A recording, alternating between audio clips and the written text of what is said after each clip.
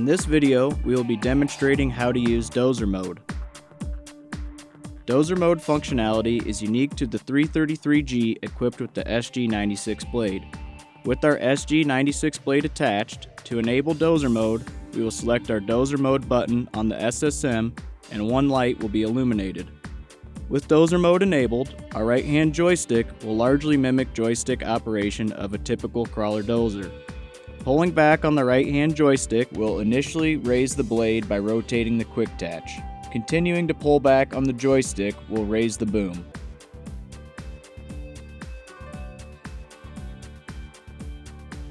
Side to side with our right joystick will operate our blade tilt,